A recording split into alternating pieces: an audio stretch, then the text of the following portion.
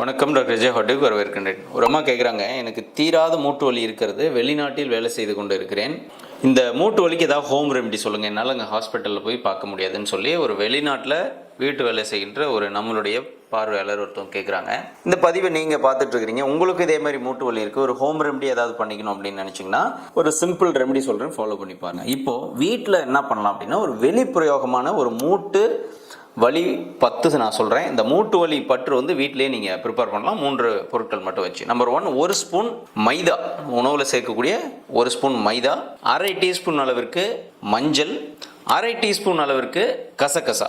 மைதா, கசகசா, மஞ்சள், இது 3ஐயும் வச்சு கொஞ்சம் மைய அரைச்சிக்கணும். ஏன்னா இது ரெண்டும் ஏற்கனவே மாவாக தான் இருக்கும். இது மஞ்சள் மைதா ரெண்டும். இது கூட கசகசா சேர்ந்து அரைப்படணும் அப்படிங்கிறதுனால இது 3ஐயும் அரைச்சிக்கணும். நிறைய குவான்டிட்டி கூட வச்சு அரைச்சி ஒரு பாட்டிலில் கூட நீங்கள் வச்சுக்கலாம். இந்த 3 பொருட்களையும் நல்லா மைய மாவை அரைச்சிட்டு அந்த பொடியில் 1 ஸ்பூன் அளவிற்கு மட்டும் விளக்கெண்ணெய், அதாவது சிற்றாமனுக்கு அல்லது ஆமணக்கு எண்ணெய்ன்னு சொல்லுவோம். இந்த ஆமணக்கு எண்ணெய் 1 ஸ்பூன் ஒரு பாத்திரத்தில் போட்டு லேசாக சூடாக்குங்க. கொஞ்சம் நல்ல மிதமான சூடு வந்ததுக்கப்புறம் இதில் ஒரு ஸ்பூன் அளவிற்கு இந்த 3ம் கலந்த பொடி போடணும். கொஞ்சம் நேரம் லேசாக சூடாக்கிட்டு அப்படியே எடுத்திங்கன்னா ஆயின்மெண்ட் மாதிரி இருக்கும். இந்த கசகசாலே கொஞ்சம் எண்ணெய் பசை வரும், நீங்கள் அரைக்க ஒரு மாதிரி வெட்டாகும்.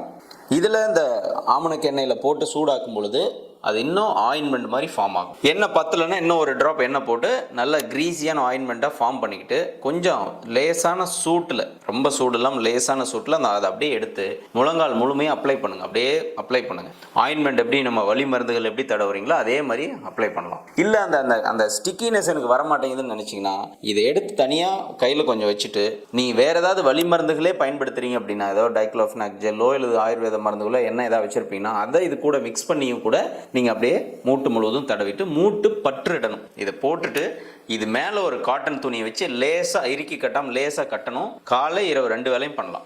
பகல்லையும் இது போடலாம், இரவு நேரத்துலையும் இதை போடலாம். ஆனால் வெதுவெதுப்பான நிலையில் போடணும். கொஞ்சம் சூடு தாங்குற அளவுக்கு சூட்டில் இதை போடுறது நல்லது. இது மூட்டு வீக்கத்தை குறைக்கிறது, மூட்டு வலியை கம்மி பண்ணுது, மூட்டோட ரேஞ்ச் ஆஃப் மூவ்மெண்ட், அதாவது நீங்கள் நீட்டி மடக்கி நடக்கிறது கஷ்டமாக இருக்கணும் அப்படின்னா இது உங்களுக்கு சப்போர்ட் பண்ணும்.